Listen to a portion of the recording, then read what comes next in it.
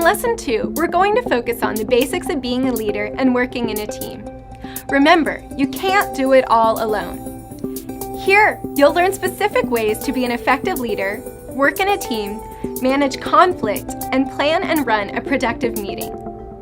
The keys to being a good leader are communication and engagement. Effective leaders have the ability to unite people toward accomplishing a common goal. Think of someone who has inspired you to act in the past. I bet this person, like most good leaders, led by example, effectively communicated, and collaborated with various groups to incorporate their ideas. Leaders listen to and encourage others, are honest, and give thanks. And very importantly, leaders should never be afraid to fail. Not all of your endeavors will be a success, but if you don't try, you don't even stand a chance. Okay, now let's move on to the basics of working in a team, including how to identify and manage conflict. A team is a group of individuals working toward a common goal. Teams are made up of members that vary in skill levels, experiences, and personalities, but a good team works together despite these differences because they appreciate and respect each other. As a leader, it's up to you to ensure that your team has the resources to carry out its goals, the skill sets to pull it off, and the specific personalities to make it happen. If you build a team to help with your project, it's your job to recruit dedicated, enthusiastic, and energetic people to educate them about the issues at hand and to utilize their individual talents and skills. When recruiting a team, make sure everyone clearly understands your purpose and is excited about it. As you work together, always keep members engaged by sending weekly emails with updates and invitations to group activities. And don't forget, actively seek out and listen to feedback and ideas from everyone whenever you can. As a team leader, it's good to be aware of group dynamics and to know how to resolve interpersonal issues when they arise. Group dynamics are the interacting forces of behaviors, attitudes, relationships, experiences, personalities, or expectations of the people in a group. Understanding the group dynamics within a particular team will help active leaders manage and excel in a team environment. Though good leaders will do all that they can to keep a smooth and fun working atmosphere, conflicts will inevitably arise. There's no doubt you're familiar with a lot of the behaviors that tend to stir up conflict. We deal with these behaviors from a very young age, but they tend to be more pronounced in groups. It's a leader's job to notice the warning signs and behaviors that may create conflict and to manage them in a positive way.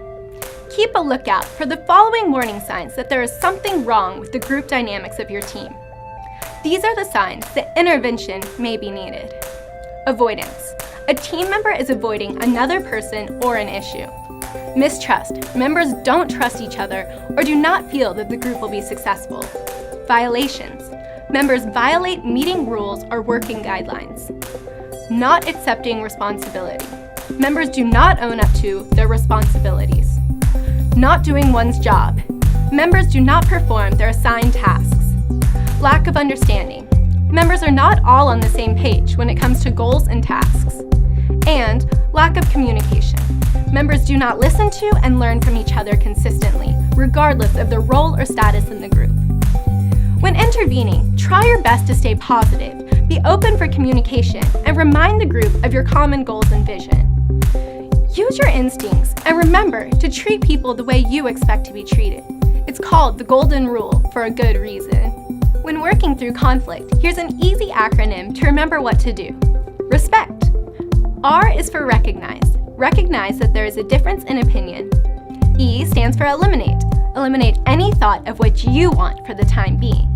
S is scan. Scan the words and feelings of the other person involved in the conflict to understand exactly what they are trying to communicate. P is for paraphrase. Paraphrase the words and feelings you believe the other person is experiencing so they can tell you're actually listening and you can be sure you understand correctly. E stands for express. Express what each of you wants and describe the reasons you want it. C tells us to collect several alternative solutions. And finally, T is for try. Try out the solution that best fits everyone's needs.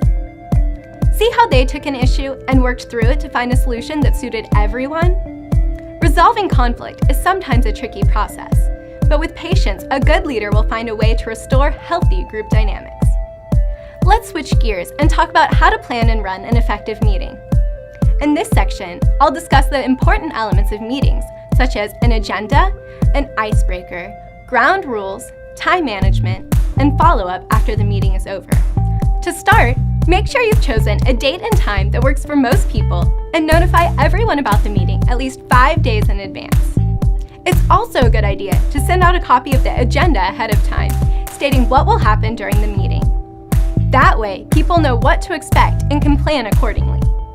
Finally, send out a request ahead of time to ask for a volunteer note-taker during the meeting.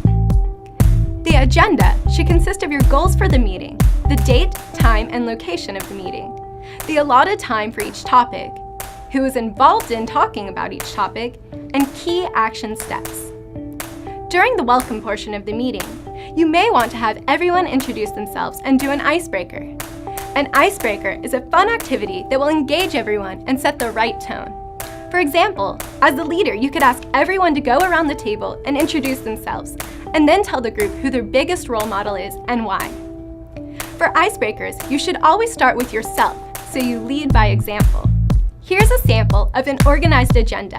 You can find a more detailed example in your Active Leader manual.